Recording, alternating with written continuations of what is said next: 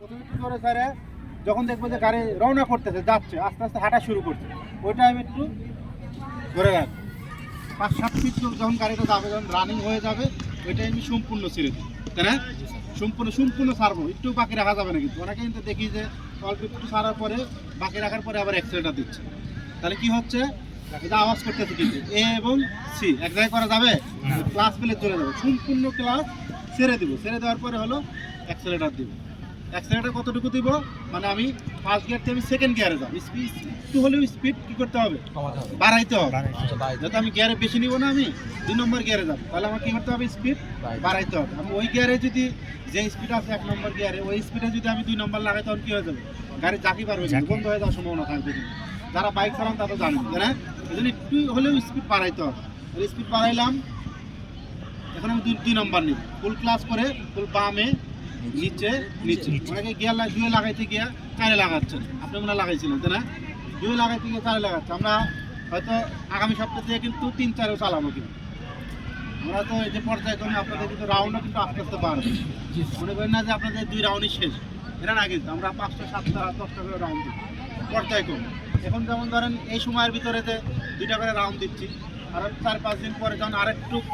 free হয়ে যাবেন আপনারা শিখে যাবেন সব কিছু বুঝে যাবেন তখন এই সময়ের মধ্যে আরও 3টা করে রাউন্ড দিতে পারবে তাই না যত দিন গড়াবে তত আস্তে আস্তে রাউন্ড বৃদ্ধি পাবে কিন্তু এরা নিয়ে এখন তো নার্ভাস হওয়ার কিছু নাই তাহলে আমরা 2 নম্বর গিয়ার হলো ফুল বামে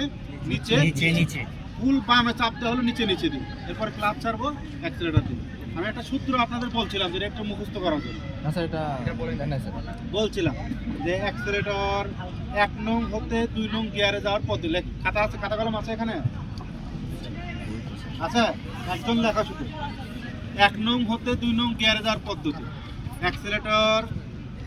ছেড়ে দিয়ে ফুল ক্লাচ গিয়ার লিভার ফুল বামে নিচে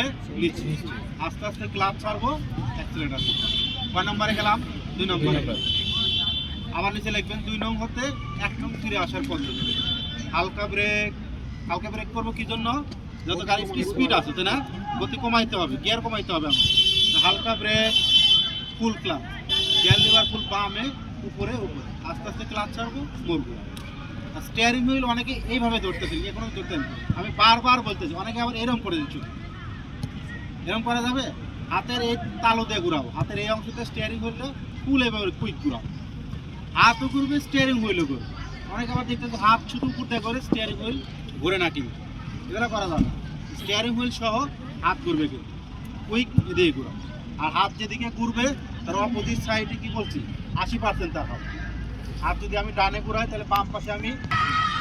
বুঝছেন আর প্রত্যেকটা মোড়ের ভিতরে ইন্ডিকেটর দিতে হবে এই সিস্টেমগুলো আপনাকে আগে জানতে হবে বুঝছেন আমরা একটু কালকে এটা লিখে রাখবো যে কার কার কী সমস্যা হচ্ছে এটা লিখে রাখবো ওটা দিয়ে অনুযায়ী পরবর্তী ডিসিশন নেওয়া হবে কার কার কী সমস্যা হচ্ছে তাই না আর খাতা কলম নিয়ে আসেন না কেন আপনার এখানে খাতা কলম নিয়ে আসবা আর গাড়ির থেকে নামার সময় অনেকে ভুল করতেছেন কিন্তু গাড়ি থেকে নিউট্রাল না করেই কিন্তু নেমে যাচ্ছে গাড়ি থেকে যখন আমরা গাড়ি যখন রাউন্ড দিয়ে আমরা শেষ করে এখানে দাঁড়াইলাম ফুল ক্লাস ব্রেক করে দাঁড়ালাম ক্লাস 2টা টাইমে করে একটা হলো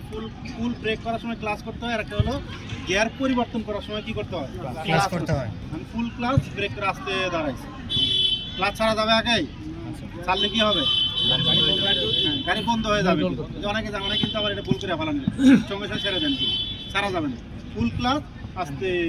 আগে ফুল ক্লাস আগে ব্রেক না কিন্তু আগে ক্লাস তারপরে আস্তে দাঁড়াইলাম এইভাবে ধরে আস 1 নম্বরে কি হবে প্রথম কাজ কি নিউট্রাল না 1 নম্বর কাজ হবে প্রথমে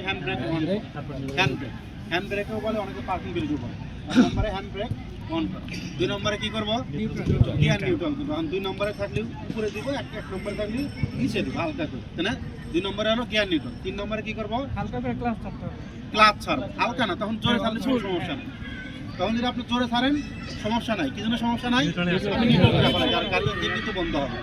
4 নম্বরে হলো ব্রেক ছাড় তখন গাড়ি যদি ডালুতেও থাকে এদিক ওদিক যাবে কি জন্য যাবে না ওই যে প্রথমে আমি হ্যান্ড ব্রেক করে ফেলাইছি